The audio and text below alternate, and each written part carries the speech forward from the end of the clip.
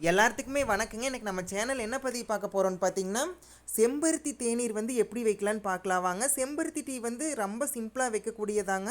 அதிகமான மருத்துவ குணங்கள் இருக்குதுங்க. இதயம் சம்மந்தமான பிரச்சனைக்கெல்லாம் நல்லா மாமருந்துன்னே சொல்லாங்க. ஹை ப்ரெஷர் இருக்குங்க பார்த்தீங்களா, ஹைப்பர் டென்ஷன் அந்த மாதிரி இருக்கிறவங்க கூட எடுத்துக்கலாங்க. நார்மலாக எல்லாருமே எடுத்துக்கலாங்க. பச்சை பூவாக கூட நம்ம சாப்பிட்லாங்க. எப்படி செய்யலான்னு பார்க்கலாம் வாங்க. வந்து 2 பேர்த்துக்கு அளவு சொல்கிறேங்க. ஒரு 3 செம்பருத்தி பூ எடுத்துருக்குறேங்க. நாட்டு செம்பருத்தி பூ தான் எடுக்கணுங்க. இதுக்கு தேவையான பொருள் பார்த்திங்கன்னா, தண்ணீர், எலுமிச்சம்பழ சாறு கொஞ்சம் தேவைப்படுங்க. நான் வந்து வெல்லம் தேவைப்பட்டால் நீங்கள் வெல்லம் போட்டுக்குங்க. அதாவது மண்டை வெல்லம்னு சொல்லுவாங்க பார்த்தீங்களா, அச்சு வெல்லம் அந்த மாதிரி கூட போட்டுக்கலாங்க. நான் நாட்டு சர்க்கரை எடுத்துருக்குறேங்க. 3 செம்பருத்தி பூ எடுத்து வச்சுருக்கிறேங்க நான். இந்த மாதிரி அதாவது மகரந்த பைய எல்லாம் இருக்கும் பார்த்தீங்களா, அதெல்லாம் எடுத்துருங்க. அடியில் காம்பு இருக்கும் பார்த்தீங்களா, அதையெல்லாம் எடுத்துருங்க. பூ மட்டும் தான் நம்ம போட போகிறோங்க. 3 பூ மட்டும் தான் நான் எடுத்துருக்குறேங்க. தண்ணி பார்த்திங்கன்னா ஒரு 300 மில்லி அளவு நான் தண்ணி வச்சுருக்கிறேங்க. ஒரு 2 பேர்த்துக்கு தாராளமாக குடிக்கலாங்க.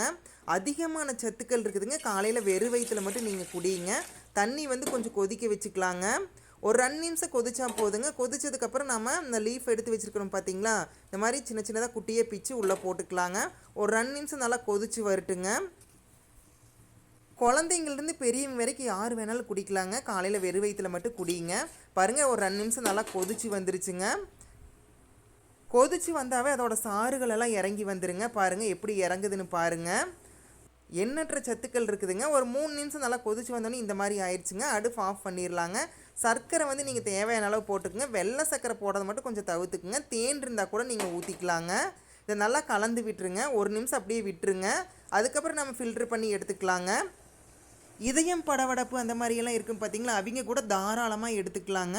பாருங்கள், இந்த அளவுக்கு நம்மளுக்கு கிடச்சிருக்குதுங்க. எலுமிச்சம்பழத்தோட சாறு வந்து ஒரு 4 ட்ராப் அந்த அளவு விட்டால் போதுங்க. அதுக்கப்புறம் நீங்கள் ஃபில்ட்ரு பண்ணி குடிச்சிக்கலாங்க. அதாவது லெமன் ஜூஸ் மாதிரியே தாங்க இருக்குது. இந்த பதிவு இதோட முடியுதுங்க. நீங்களும் ட்ரை பண்ணி பாருங்கள். அடுத்த பதிவில் பார்க்கலாங்க.